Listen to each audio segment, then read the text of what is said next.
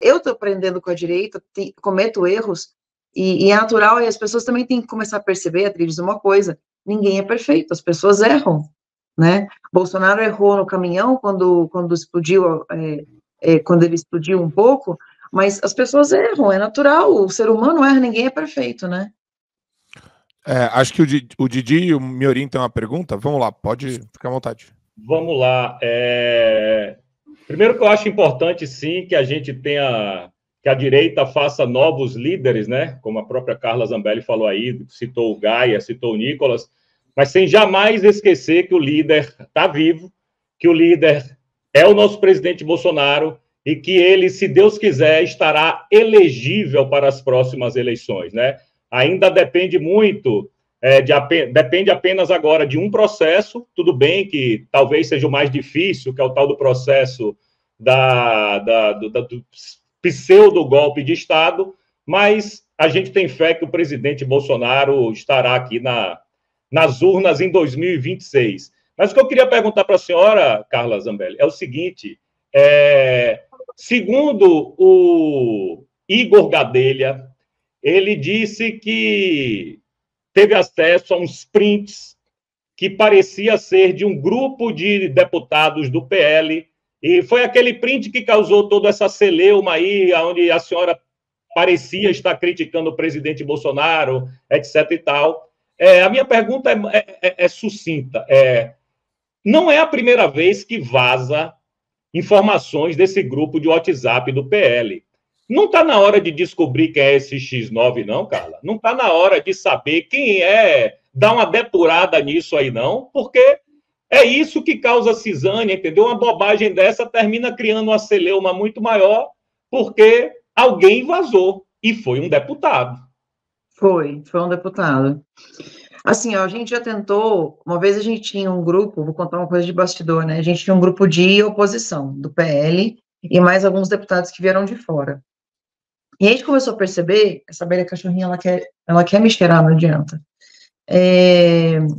A gente começou a perceber que coisas vazavam. Aí a gente montou um outro grupo que chama Oposição Raiz. Tipo assim, só os de dentro mesmo, sabe? E vazou coisa desse também. Então, e é sempre pelo Igor Gadelha, né? E sempre o Igor Gadelha coloca um título que não tem nada a ver com a matéria.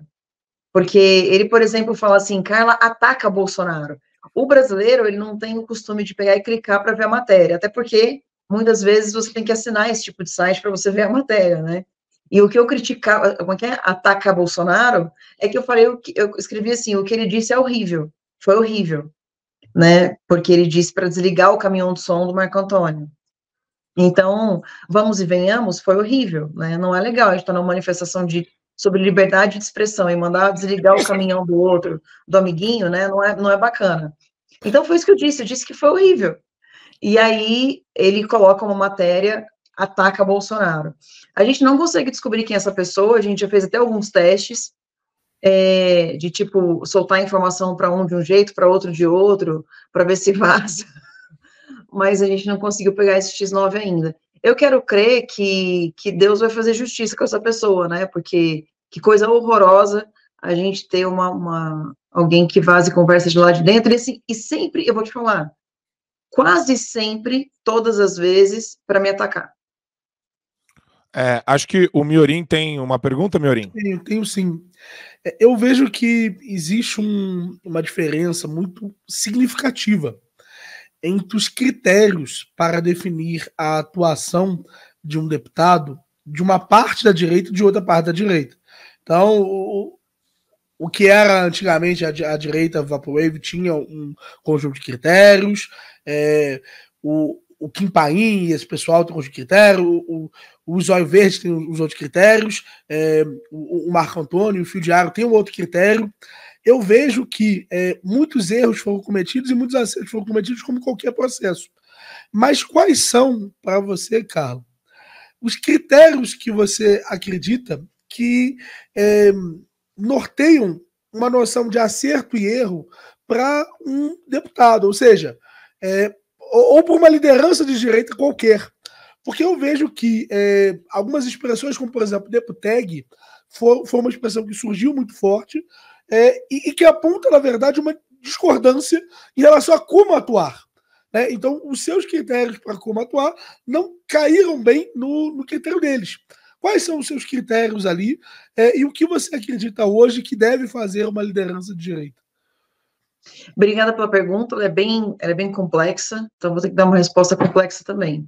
Primeiro, a gente tem que diferenciar líderes de direita como vocês, que não são deputados, não são políticos, e não deveriam ser cobrados pelo que estão fazendo, né, da população.